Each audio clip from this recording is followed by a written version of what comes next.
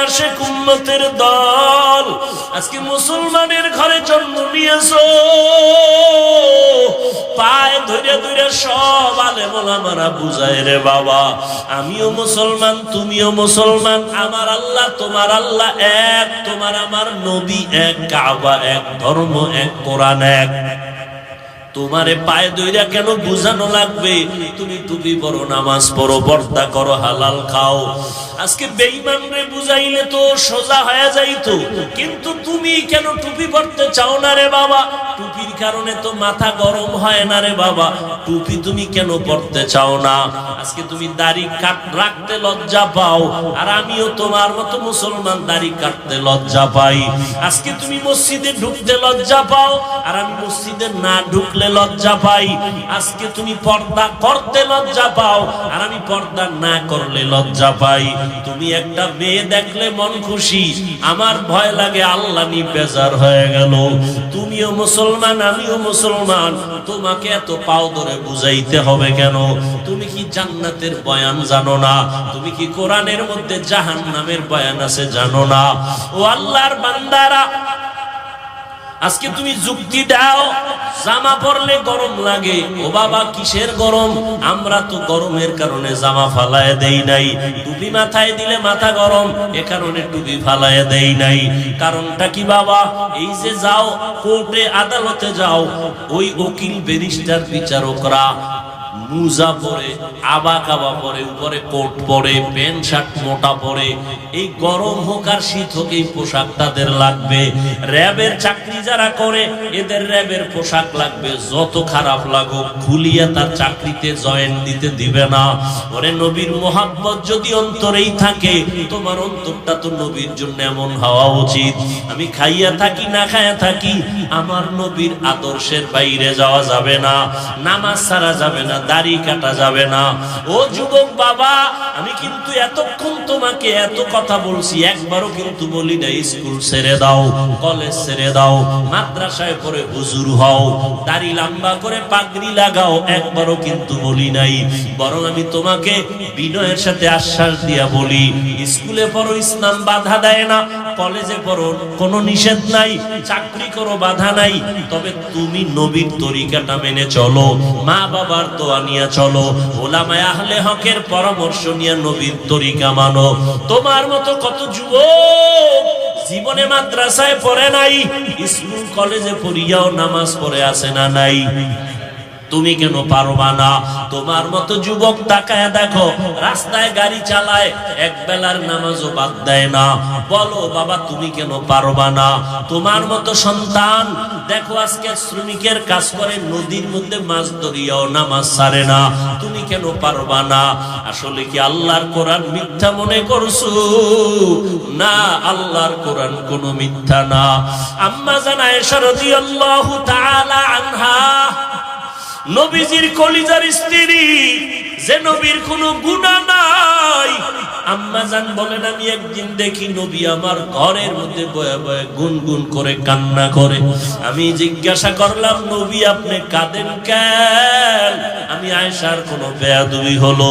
না আয়েশা বেয়াদবি হয় নাই। কান্না করেন কেন নবী? নবী বলেন ও আয়েশা, কিয়ামতের কথা আমার মনে পড়ে গেছে। কিয়ামতের ময়দান বড় ভয়ঙ্কর হবে, ওই দিন আমার উম্মতের কি হালাত, এই চিন্তা পড়ে গেছি, আমার কান্না। আম্মা জান বলেন ও নবী হাসরের ময়দান কেমন ভয়ঙ্কর হবে? নবী বলেন ও আয়েশা, হাসরের ময়দানে সব নারী পুরুষ উলঙ্গ দাঁড়াবে, সূর্য মাথার কাছে চলে আসবে, জমিনটা সূর্যের গরমে তামা হয়ে যাবে, অন্যদিকে জাহান্নামের আওয়াজ আর গরম হাওয়া, আর একদিকে আমার আল্লাহ পাকের রাগান্বিত আওয়াজ, লিমানিল মুলকুল ইয়াউম লিল্লাহিল ওয়াহিদিল কাহ্হার। আমার আল্লাহ এত রাগান্বিত আওয়াজ দিয়ে কথা বলবেন, কুদরতি আওয়াজে হাসরের ময়দানটা থর থর করে কেঁপে উঠবে। নবীদের কোনো গুনাহ নাই ও আয়েশা, সেই নবীরা পর্যন্ত হঠাৎ তারা পাগলের মতো কান্না শুরু করবেন, উম্মতেরাও পাগলের মতো দৌড়াবে। কার কাছে গেলে একটু সুপারিশ পাওয়া যায়? আদম নবীর কাছে চলে যাবে। আদম নবী বলবেন, আমার চিন্তা আমি বিভোর, আমি কিছুই করতে পারবো না। ইব্রাহিম নবীর কাছে চলে যাবেন, তিনিও এক কথা বলে ফিরায় কান্না শুরু করবেন। মুসা নবীর কাছে গেল, এই কথা ফিরায় দিয়ে কান্না শুরু করবেন। ইব্রাহিম নবীও কান্না করবেন। আম্মা জান আয়েশা বলেন, নবী তারপরে উম্মতের কি হালাত হবে? রহমতের নবী বলেন, আয়েশা উম্মতেরা ঘুরতে ঘুরতে সর্বশেষ আমাকে তালাশ করা শুরু করবে। নবী আপনাকে কোথায় পাবে? খুঁজতে খুঁজতে দেখবে আমি মাকামে মাহমুদ, আমার মাওলা পাকের কুদরতি কদমের কাছে আমি সেজদায় পড়ে কান্না করতে থাকবো। অন্য নবী মুসা নবী কাঁদবেন, আল্লাহ আমাকে বাঁচাও। উম্মতের চিন্তা অন্তরে নাই। আদম নবী উম্মতের কথা ভুলিয়া নিজের চিন্তায় কাঁদবেন। কিন্তু আমি মুহাম্মদ যতবার আল্লাহর কাছে কান্না করব, একবারও বলবো না আল্লাহ আমাকে বাঁচাও। আমি আল্লাহর আদালতে যতবার কাঁদবো আর বারবার বলবো, আল্লাহ আমার উম্মতের বাঁচাও, আমার উম্মতের বাঁচাও।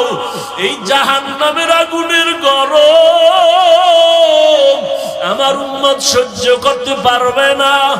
জাহান্নামের আগুনের গরম, সূর্যের গরম আমার উম্মত সইতে পারবে না। আম্মা জান আয়েশা বলেন, তারপরে কি হবে? ও পর্দার আড়ালের মা বোনেরা, কয়দিন দুনিয়াতে বাঁচবারে মা? এমন একটা দিন নাই মায়ের মরণ নাই, যুবকের মরণ নাই, বুড়ার মরণ নাই রে মা।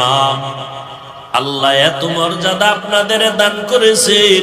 আপনারা নবীদের মা, আলেমদের মা, আম্মা জান আয়েশা রাদিয়াল্লাহু আনহার মতো মা, খাদিজা রাদিয়াল্লাহু আনহার মতো মা, ইসমাঈল নবীর মা হাজরা আলাইহা সালামের মতো মা, আপনাদের এত মর্যাদা। আপনারা ঈসা নবীর মা মারিয়াম আলাইহা সালামের মতো দামি নারী। ও পর্দার আড়ালের আম্মা জানেরা, বোনেরা, আপনার মতো কত মা বোন আছে এখনো পর্দা করে, নামাজ পড়ে, মোবাইলে সময় নষ্ট করে না, স্বামীর মাল হেফাজত করে, সন্তানগুলো আদর্শওয়ালা বানানোর চেষ্টা করে। আপনি কেন পারবেন না? আম্মা জান আয়েশা বলেন, নবী তারপরে কি হবে? আল্লাহর নবী বলেন, আয়েশা আমার কান্না দেইখা আল্লাহ বলবেন, নবী আপনি মাথা উঁচু করেন, কান্না করবেন না, আমি আপনার কান্না বরদাস্ত করতে পারি না। আপনি কি চান? আমার উম্মত জান্নাতে নিতে চাই। আল্লাহ পাকের নবী একথা বলা মাত্র আল্লাহ বলবেন, আপনি আপনার উম্মত গুলো ধরে ধরে বাছাই করে আপনি আপনার জান্নাতের দিকে নিয়ে যান। নবী বলেন, তখন আমি আনন্দে আমার উম্মত গুলো আমি বাছাই করে নেওয়া শুরু করব, হাউজে কাউসারের পাশে নিয়ে লাইনে দাঁড় করাবো। আম্মা জান আয়েশা বলেন, ইয়া রাসূলুল্লাহ, মুসা নবীর উম্মত, ঈসা নবীর উম্মত, আদম নবীর উম্মত, ইব্রাহিম নবীর উম্মত, কোটি কোটি কোটি কোটি মানুষের ভিতরে আপনার উম্মত কারা আপনি কেমন করে চিনবেন? মায়ার নবী বলেন, আয়েশা আমার যে উম্মত গুলো দুনিয়াতে যারা 5 বেলার ওযু বানাইয়া নামাজ আদায় করত, কিয়ামতের দিন ওযুর জায়গাগুলো হাসরের ময়দানে নূরের আলোতে চমকাইতে থাকবে। আমি দেখে দেখে আমার উম্মত গুলো হাউজে কাউসারের কিনারায় লাইনে দাঁড় করাইয়া আমি নিজে হাত দিয়া কাউসারের পানি আমার উম্মতের পান করাবো। আমার উম্মতের আমার হাতের পানি পান করিয়া কলিজা ঠান্ডা করবে, এরপরে জান্নাতে নিব। তবে আয়েশা এখানেও সতর্কবাণী, কিছু দূর উম্মত পানি পান করানোর পরে হঠাৎ দেখবো পর্দা মাঝখানে, উম্মত আমার পেছনে আছে। ফেরেশতাকে বলবো, ফেরেশতারা আমার উম্মত এখনো লাইনে দাঁড়ানো, পর্দা দিলে কেন? যান, ফেরেশতারা তখন বলবেন ইয়া রাসূলুল্লাহ, এই উম্মতগুলো আপনার দুশমন, এরা আপনার আসল উম্মত না। আপনি দুনিয়া থেকে চলে যাওয়ার পর আপনার আদর্শ মতো চলে নাই, নামাজ পড়ে নাই, নিজেও নামাজ পড়ে নাই, যারা নামাজ পড়তো তাদেরও পছন্দ করে নাই, নিজেও দাড়ি রাখে নাই, যারা দাড়ি রাখতো তাদেরকেও পছন্দ করে নাই, নিজেও হালাল খায় নাই, যারা হালাল খাইতো তাদেরও পছন্দ করে নাই, নিজেও জিকির করে নাই, যারা আল্লাহর নামে জিকির করতো তাদেরও পছন্দ করে নাই।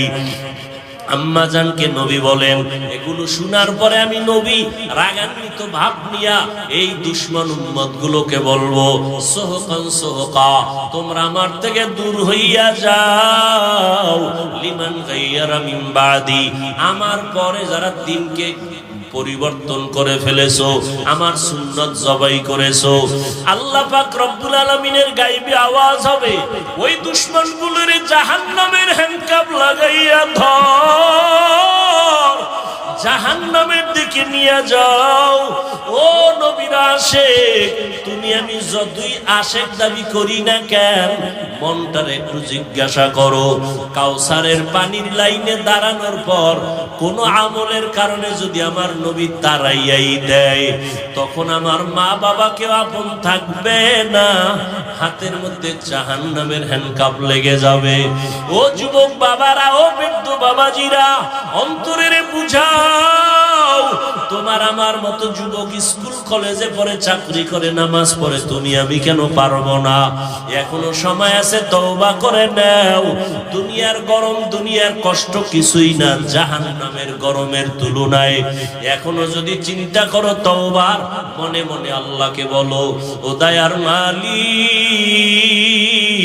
এই ময়দানে মনে হয় আমার মতো গুনাহগার কেউ নাই, শয়তানের ধোঁকায় পড়ে গুনাহ করেছি, গুনার কারণে হাত না পাক, চোখ না পাক, জিহ্বা না পাক, অন্তর না পাক। ও আল্লাহ, কত নামাজ ছাড়লাম, কত দাড়ি কাটলাম, বেপরদায় চললাম, আজকে থেকে তোমার জাহান্নামের ভয়, কবরের আযাবের ভয় অন্তরে জমা করিয়া তওবার নিয়ত করলাম। হায়াতের মালিক তুমি, রিজিকের মালিক তুমি, সম্মানের মালিক তুমি। আর নামাজ ছাড়বো না, দাড়ি কাটবো না, বেপরদায় চলবো না, মা বাবাকে কষ্ট দিব না, নবীজির তরিকার বাহিরে চলবো না, উলামায়ে কেরামের পরামর্শ নিয়া, মা বাবার দোয়া নিয়ে চলবো। তওবা করার মতো যদি নিয়ত করতে পারো, আল্লাহ মুহূর্তে তোমার জীবনের গুনাহ মাফ করবে। তবে সবার কপালে তওবা নসিব হবে না। আমার নবীজির নির্ভেজাল বয়ান শুনিয়াও আবু জাহাল কালেমা পড়ে নাই, আর ওমরের মতো বান্দা নবীকে জবাই করতে আসিয়াও কালেমা পড়ে ফেলেছে। এই দুনিয়াতে আবু জাহালওয়ালা কিছু অন্তরওয়ালা মালিক দুনিয়ার গুনায় মজা পাইয়া হাজারো বয়ান শুনিয়াও তওবা করবে না, বরং বাহিরে গিয়ে আরো বিরোধিতা করে গুনার পাল্লা ভারী করবে।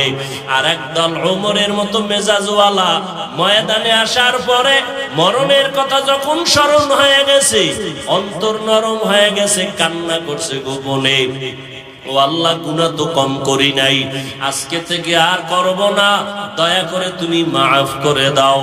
ওমরের মেজাজ নিয়ে যদি তওবা করতে পারো রে বাবা, মনে মনে কাউকে শুনানোর দরকার নাই, আল্লাহকে বলতে থাকো, আল্লাহ আজকে থেকে তওবা করে নিলাম, আর নামাজ ছাড়বো না, বেপরদায় চলবো না, দাড়ি কাটবো না, মা বাবার সাথে বেয়াদবি করব না, উলামায়ে কেরামের পরামর্শ নিয়ে নবীর তরিকায় চলবো।